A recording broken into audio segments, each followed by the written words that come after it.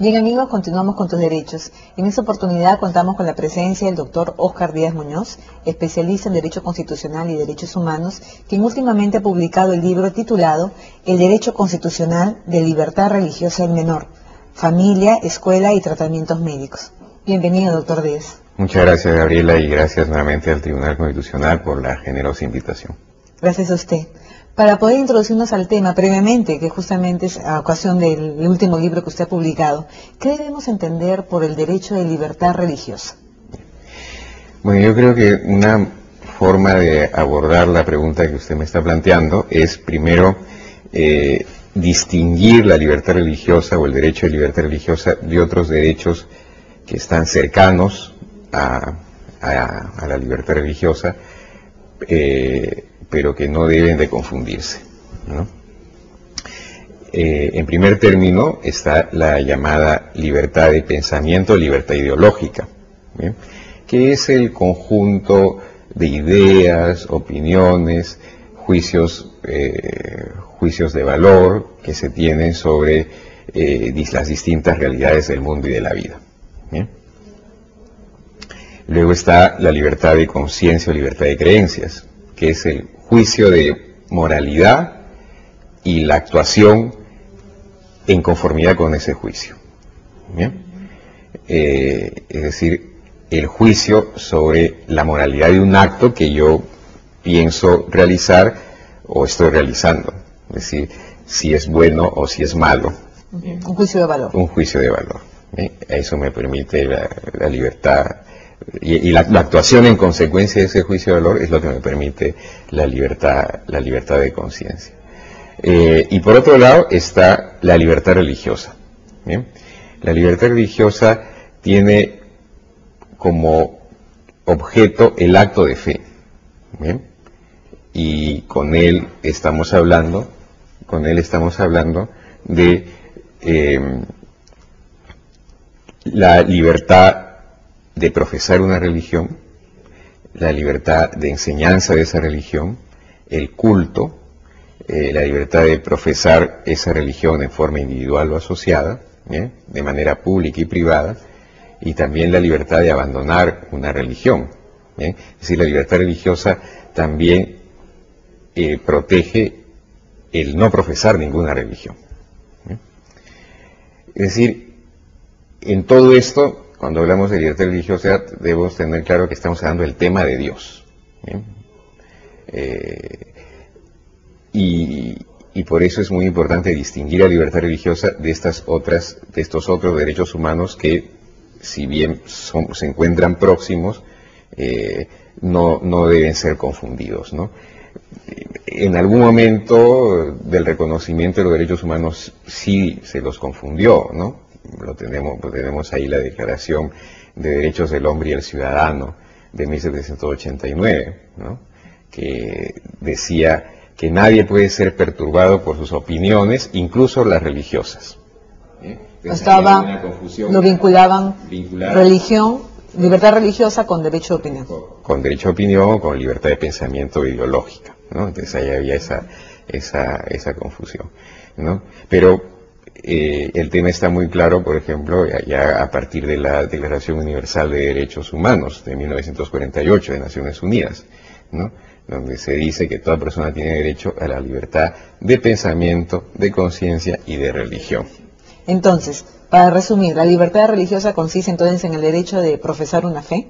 Así es. ¿Verdad? De practicarla ya sea en forma privada como pública. Así es. O tener la libertad. En forma individual o asociada. De enseñar esa religión. ¿Bien? O de simplemente decir, no profeso ninguna, soy agnóstico o ateo. Así es. Pero si se da cuenta, siempre vinculado al acto de fe, es decir, a la relación del hombre con Dios. Entonces vayamos por aspectos. Con la educación.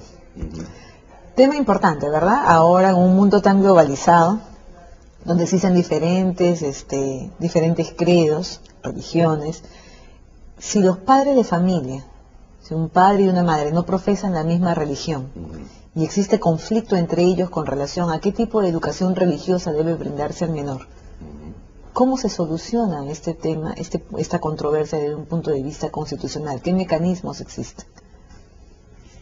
Bueno, desde un punto de vista constitucional, no le en el ejemplo que usted me está poniendo, el menor todavía, digamos, es un menor al que no le podríamos atribuir ni siquiera pues algún tipo de madurez como para que él tomara algún tipo de decisión. ¿Es así el ejemplo? No necesariamente, porque hay diferentes grados de menor, ¿verdad? Pero un menor de 5 años no es lo mismo que un menor de 15 años. Claro. Entonces, por ejemplo, si hay un problema en el que los padres no se ponen de acuerdo con qué tipo de religión debe asumir, o exigir al colegio que su hijo, porque ellos son evangelistas, no quieren que su hijo reciba la clase de religión de un colegio católico. Para empezar, existe un derecho humano y reconocido así en el Pacto Internacional de Derechos Civiles y Políticos, que es el derecho de los padres a la educación de sus hijos conforme a sus propias convicciones. ¿Bien? Entonces, son los padres los que deciden qué formación en términos morales, en términos religiosos, va a recibir su hijo, ¿no? Y conforme a el ejercicio de ese derecho también está pues la búsqueda de un centro de enseñanza, un centro educativo que comparta aquello que los padres quieren como formación moral, religiosa para su hijo. Que ambos profesen la misma fe y lógicamente elijan un colegio que eduque a su niño, a su hijo en ese mismo camino, ¿verdad?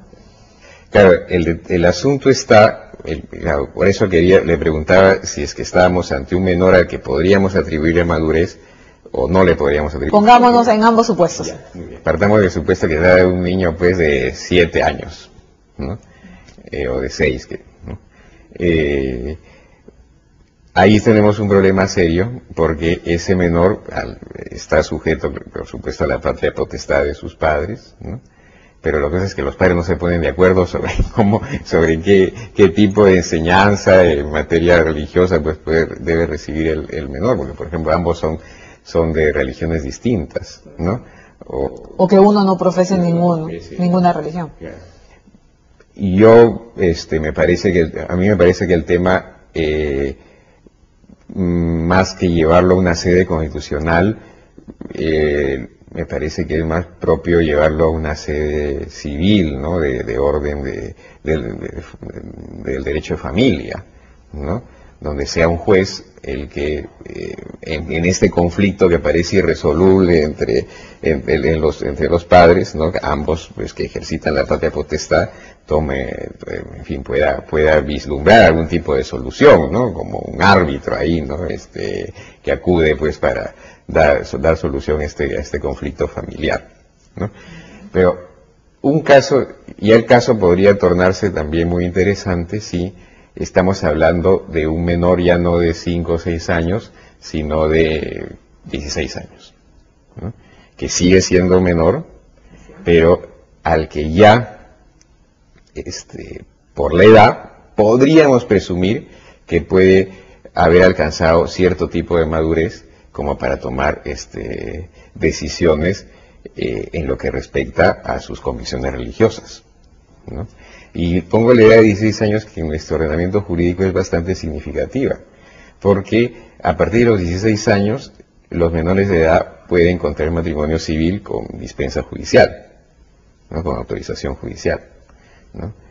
Entonces uno podría reflexionar ahí, ¿no? Si es que la ley autoriza que un menor a partir de los 16 años pueda tomar una decisión tan trascendente, de tantas implicancias, de tanto significado en el orden personal, en el orden, en fin, en muy diversos órdenes, ¿no? Como es el matrimonio, ¿no?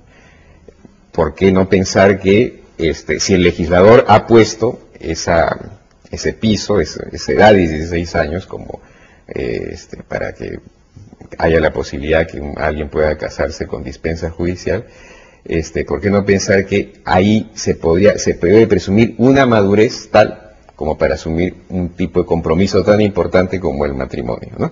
Entonces, ¿por qué no pensar que también un menor a partir de esa edad puede tener la madurez suficiente, por lo menos presumir, juris tantum, que tiene esa madurez, Por supuesto, si hay prueba en contrario que no la tiene, no la tiene, ¿no? De hecho, hay personas muy mayores que tienen una madurez de un niño de 10 años, ¿no?